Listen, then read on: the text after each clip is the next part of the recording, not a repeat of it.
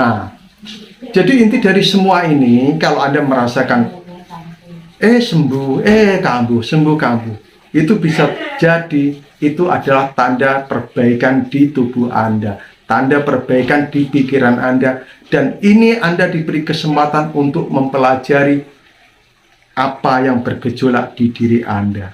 Nah, Assalamualaikum warahmatullahi wabarakatuh. Ketemu lagi dengan Bribka Suyono, masih di channel Suyono Listrik, tentunya masih membahas seputaran anxiety, psikosomatik maupun asam lambung, dan yang tentunya berdasarkan pengalaman yang saya alami.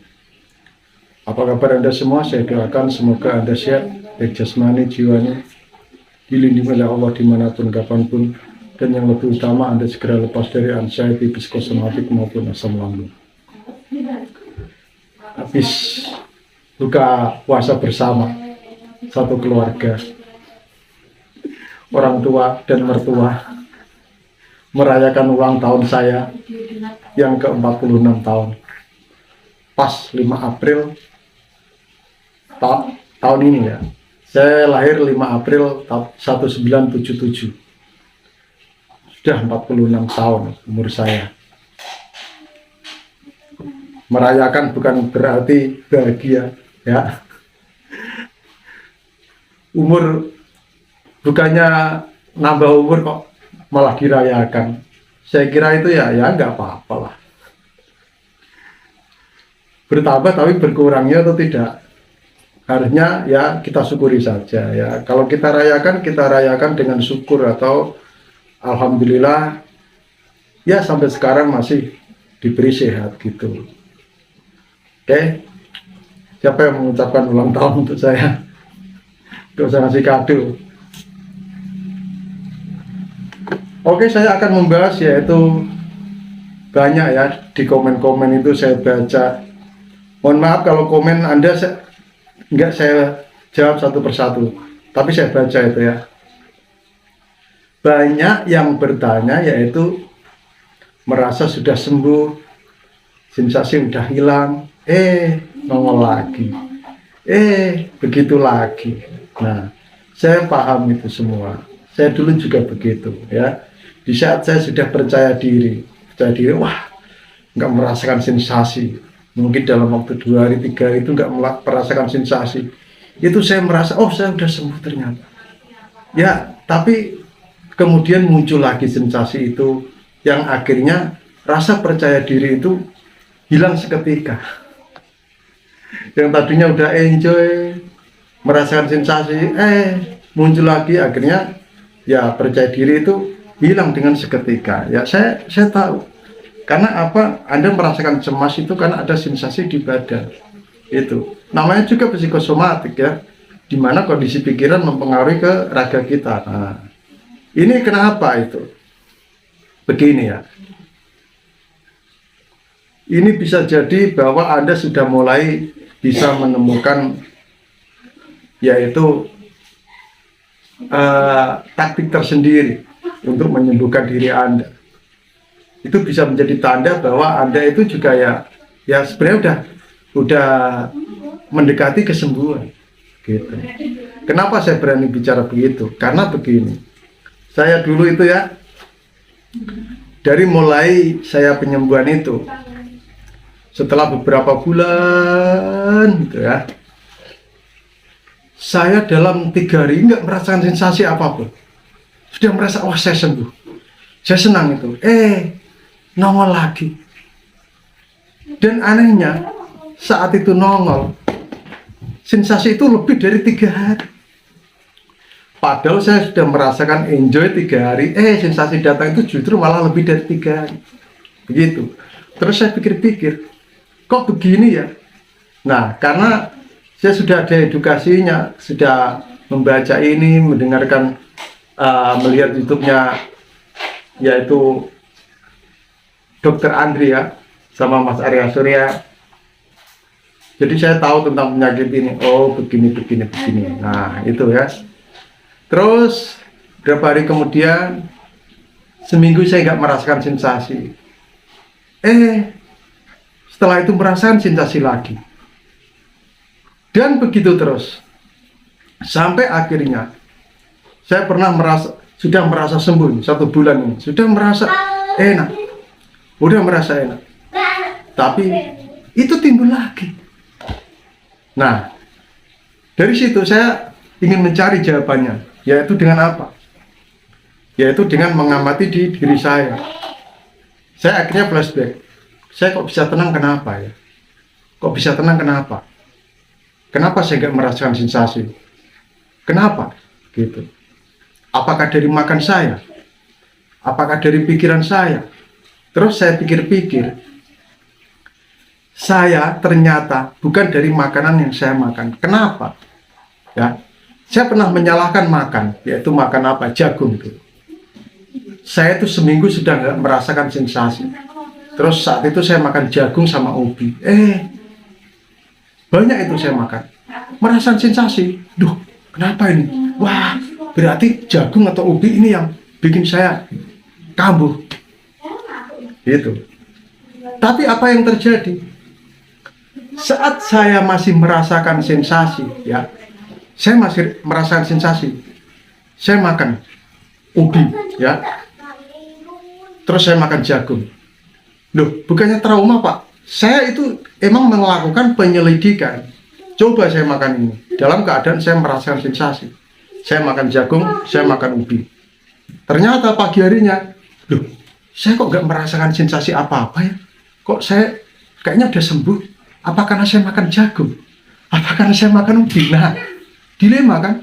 Padahal pertama, ubi atau jagung itu saya salahkan. Yang kedua, ubi, jagung itu justru malah, oh apa, karena saya makan ini jadi sembuh gitu. Nah, jadi saya bukan dari faktor makanan gitu.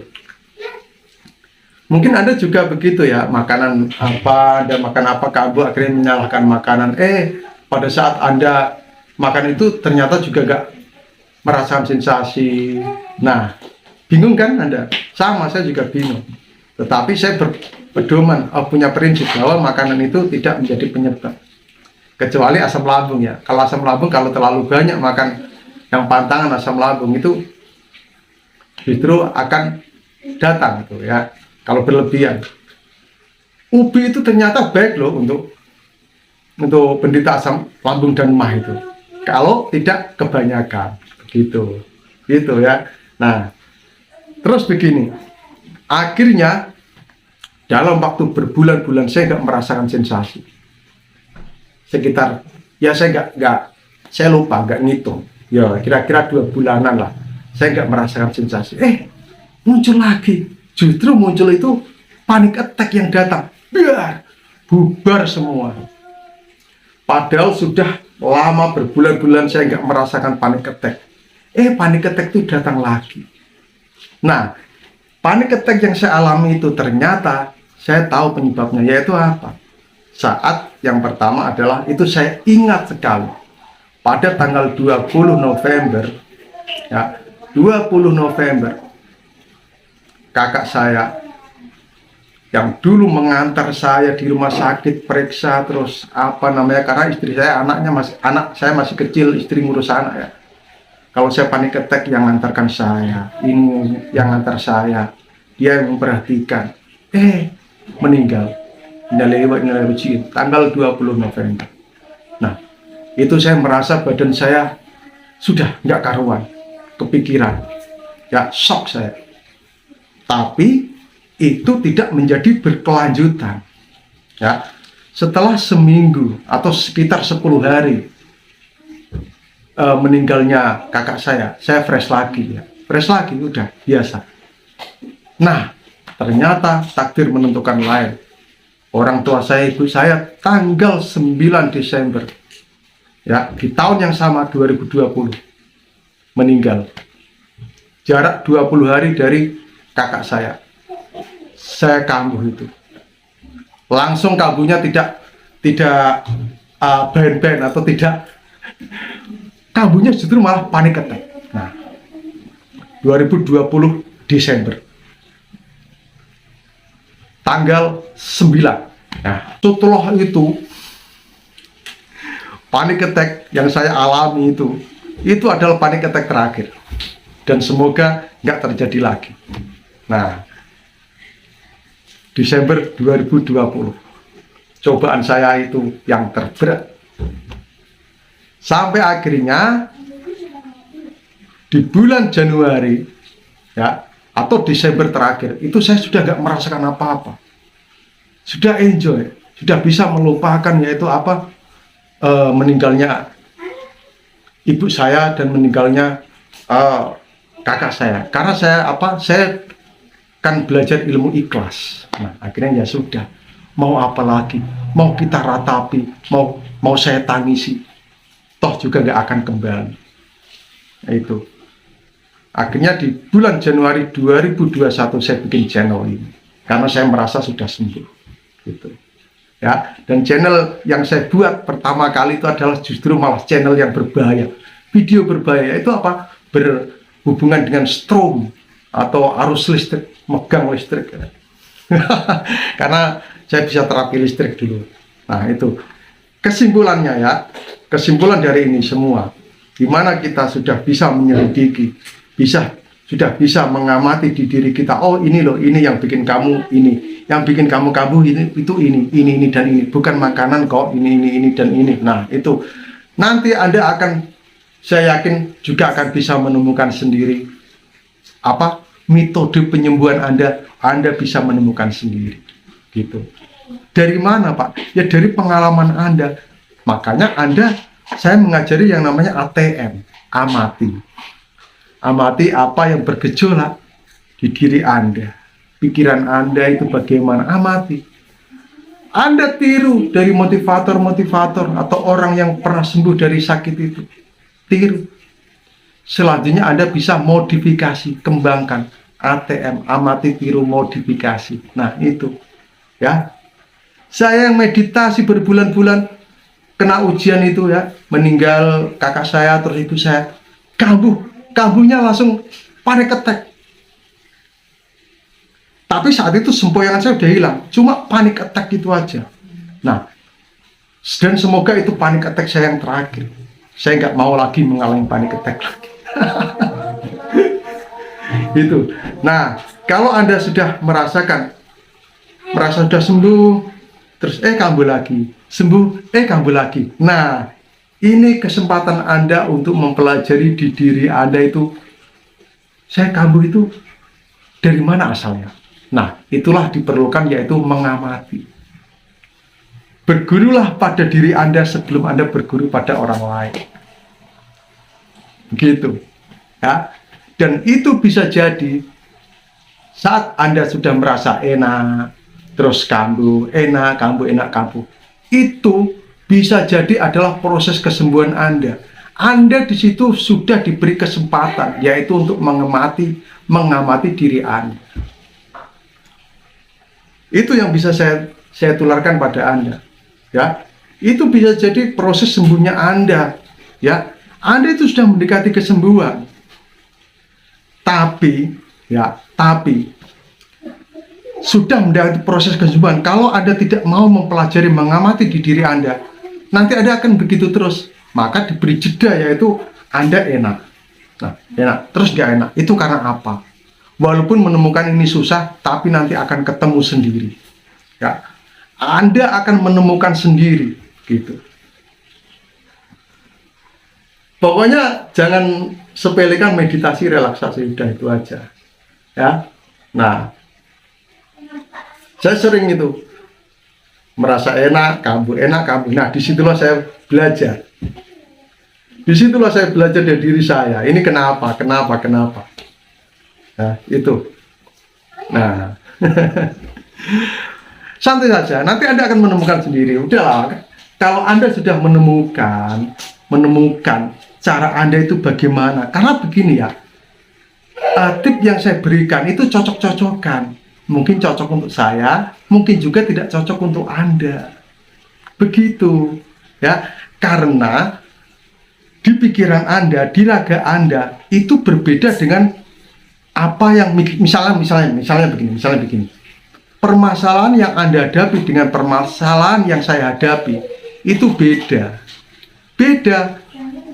Nah, karena berbeda ya, otomatis juga bisa jadi apa yang saya ungkapkan, tip-tip dari saya yang sebelum-sebelumnya itu belum tentu cocok untuk Anda.